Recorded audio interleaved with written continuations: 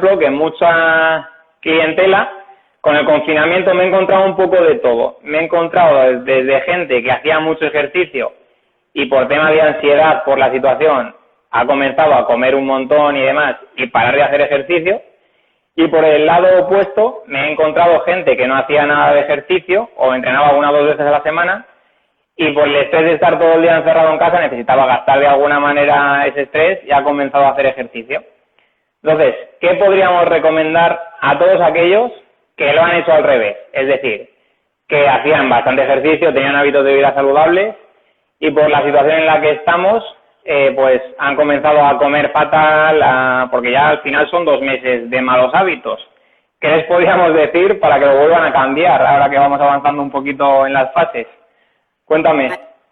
Lo primero, volver un poco a organizar horarios, porque también lo que le pasa a la gente es que al trabajar desde casa, al poder repartirse un poco, no tener esos horarios pautados como normalmente para las comidas, pues tener un poco de descontrol, ¿no? Pues quizá como estoy en casa, pues no desayuno a la hora que solía desayunar y luego desayuno lo que pillo. Yo normalmente hago una merienda a media tarde, pero ahora como estoy en casa, primero intentar volver a organizar un poco los horarios de comida. Eso es. Y bueno, intentar evitar procesados al máximo para que es donde mayormente viene la mayor cantidad de exceso de calorías. Sí.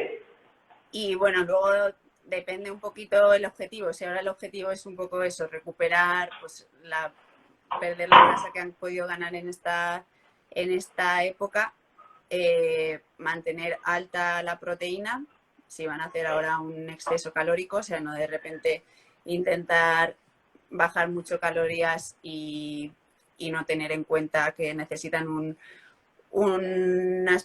mantener proteínas incluso más altas que normalmente para combatir ese déficit calórico y intentar llevar una alimentación alta en vegetales, sobre todo, que les va a ayudar a aumentar la saciedad y controlar un poquito esos carbohidratos y grasas, sobre todo en forma de procesados, que es donde normalmente más calorías van a venir. Eso es, un poquito en línea con lo que me cuentas. Me ha llegado una pregunta, me han preguntado directamente, en déficit calórico, ¿qué debo comer para no perder masa muscular? Así como referencia y demás. Entonces ahí ya te la lanzo. Eso, mantener un poco más, o sea, subir un poco las proteínas, que normalmente a veces tenemos la idea opuesta, que cuando quiero ganar masa muscular necesito aumentar la cantidad de proteína, pero es al revés. Cuando estamos en déficit calórico, para evitar la pérdida de masa muscular es cuando realmente necesitamos subir un poco la cantidad de proteínas. Que si en aumento de masa muscular puede estar entre un 1,8, 2,3 gramos de proteína por kilogramo de peso corporal, en una época de pérdida de grasa debíamos subirlas a un 2,3, incluso 3, acercándonos hacia el 3,1 gramos de proteína. Y otra pregunta también te iba a comentar, que esto sí que lo comenta mucha gente, y es, te lo habrán preguntado 100.000 veces, pero bueno, lo vuelvo a sacar porque sí que me interesa que la gente sepa un poquito más. Es el hecho de si comer hidratos de carbono por la noche engorda más o no. A ver, al final se ha visto que lo que importa realmente es el cómputo total durante todo el día y no tanto que sea por la noche o que sea por la mañana. A ver, en general lo ideal es que los carbohidratos estén en torno a tu entrenamiento, en perientrenamiento o antes de entrenar o después de entrenar. Si, por ejemplo, vas a entrenar a primera hora de la mañana sin haber desayunado o habiendo desayunado lo mínimo, pues quizá sí que te interese incluso que haya carbohidratos por la noche. Si por el contrario has entrenado has desayunado, has entrenado, has comido, has repuesto esos carbohidratos, pues igual por la noche sí que te interesa que sean más bajitos los carbohidratos, porque al final los carbohidratos los vas a utilizar como fuente de energía o bien para antes del entrenamiento o bien para recuperarte después del entrenamiento. Pero eso depende un poco también dónde esté tu entrenamiento, si está por la mañana, si está por la tarde. Lo mismo, si entrenas a última hora de la tarde un entrenamiento fuerte, pues quizás sí que te interesa meter un poquito más alta en carbohidratos la cena para recuperarte de ese entrenamiento. Así es de nutrición, ¿vale? Que está ya pilotas más tú. Si a nivel diario tienes que hacer obligatoriamente 5 comidas o da igual independientemente de las calorías. Se está viendo, o sea, da en general bastante igual. Sobre todo lo más importante es que se adapte a la persona y eso se ha visto, o sea, se está viendo que haciendo 2 comidas, bueno, depende también para qué, ¿no? Como todo. Claro. pero para pérdida de grasas y una estrategia de 5 comidas al día en general es lo que se recomienda, porque así la persona no va a tener ansiedad y va a poder mantener, o sea, no va a tener atracones por haber estado mucho tiempo sin comer, pero hay gente que el ayuno intermitente, por ejemplo, le funciona súper bien. Al final lo importante es que a lo largo del día haya un déficit calórico, déficit energético.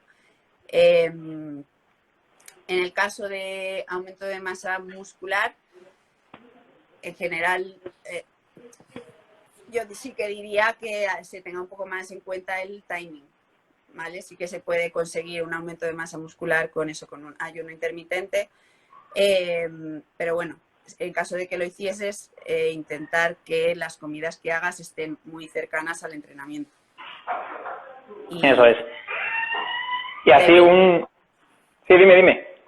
No, que luego depende. Por ejemplo, si alguien hace doble entrenamiento, doble sesión, ahí sí que le recomendaría que no hiciese 1 o 2 comidas, porque al final necesita recuperar después de la primera sesión para la segunda y de esa segunda sesión para recuperar para el día siguiente. Entonces, sí que, y si quieres hilar muy fino para rendimiento, sí que te diría que hicieses 5 comidas, incluso más, 6, 7, contando con los postentrenamientos, con los perientrenamientos cuando el entrenamiento es largo.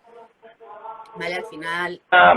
sobre todo para decir a la gente, porque ahora lo que me estoy encontrando también es, de hecho hoy, que tengo al fisio aquí al lado, que justo acaba de salir un cliente, toda la gente que está viniendo con dolores en los tobillos, porque ha pasado de no hacer nada, bueno, tobillos, rodillas, cadera, ¿vale?, a correr y salir a correr solo por respirar un poquito la libertad.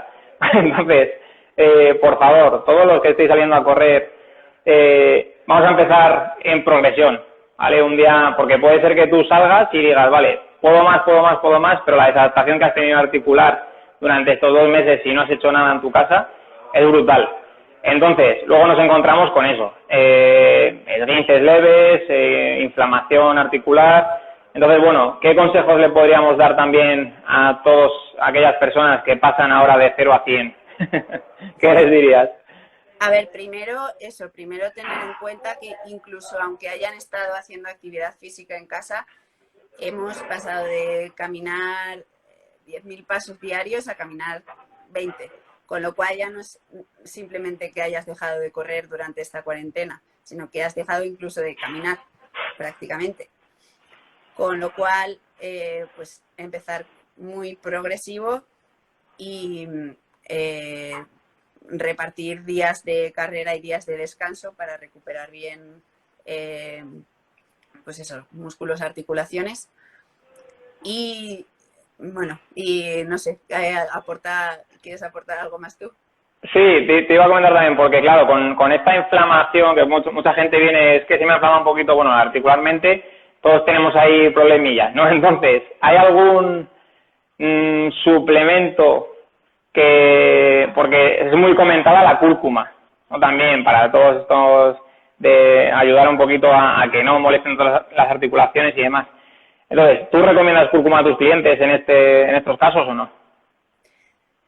A ver, cúrcuma como tal, tendrías que tomar demasiada, puedes tomar suplemento de curcumina, que sí que, a ver, al final es un antiinflamatorio natural, con lo cual en vez de tomarte un ibuprofeno, pues muchísimo mejor tomarte... De hecho, sí, tengo entendido que en otros países... Sí, ¿Disculpas? tengo entendido que en otros países no te dan ni ibuprofeno, ¿no? Que te dan cúrcuma si tú vas a... O sea, no es como... Pues ¿Sabes? Igual que en otros países está prohibido el Red Bull y en España no. Tengo entendido que sí, que en otros países, incluso en el hospital, te recomiendan cúrcuma antes que un ibuprofeno. Sí, pues no lo sabía. Pues genial. Al final es un Eso... antiinflamatorio natural que no tiene efectos secundarios, con lo cual eso es genial para cuando tengas un entrenamiento un poco exigente para recuperar sin los efectos secundarios del ibuprofeno. Ya para... Y luego ya, otra pregunta de suplementación, que bueno, que también he contestado yo por ahí, mi opinión personal, que es en cuanto es no obligatorio, pero recomendable siempre tomar proteínas después de un entrenamiento como suplementación. Realmente si ya lo cubres con tu dieta, pues no es necesario hacer un aporte extra. Entonces, bueno, ya para que lo sepáis también, que hay mucha gente que viene y me dice lo que come, el 80% es proteína, ¿no? Cuando debería estar mejor repartida la cosa, y luego encima viene comprando suplementación de proteína, que yo les digo que no se la vendo directamente. Digo, a ver, es que con lo que comes ya lo estás cubriendo. Sí, a ver, en general los requerimientos de proteína se cubren bastante fácil solamente con la dieta. Excepto en casos de personas que tengan un volumen de entrenamiento muy, muy alto y su dieta sea muy alta en calorías, que quizá sí que para llegar a sus requerimientos necesite suplementación aparte. Para la mayoría de la población, con la proteína que está dentro de los alimentos es suficiente. Eso es. Yo, por ejemplo, sí que tomo proteína. ¿Por qué? Porque diariamente cuando trabajo, me muevo de aquí para allá, entreno y demás, puedo llegar a gastar fácil 3.000 calorías y o me suplemento o estoy en déficit calórico diariamente. Entonces, ahí sí que no me queda otra. Claro, o si vas a estar mucho fuera y o sea, a veces yo lo utilizo como una forma fácil de aportar proteínas si vas a estar mucho tiempo fuera de casa, no tienes nada para llevarte, ¿vale? Como ayuda en esos casos, sí, pero si se puede completar los requerimientos con la dieta, no es necesario para nada la proteína, el suplemento de proteína. Luego, otra preguntita que esta me la hacen mucho también, y sí que me gustaría preguntarte, porque al final tienes un máster en nutrición, ¿no? También he visto en Instagram. Y bueno, pregunta que también te habrán hecho miles de veces y seguramente hayan miles de posibilidades en función de ya, como siempre decimos, hay que personalizar, ¿no? La dieta, el entrenamiento y demás.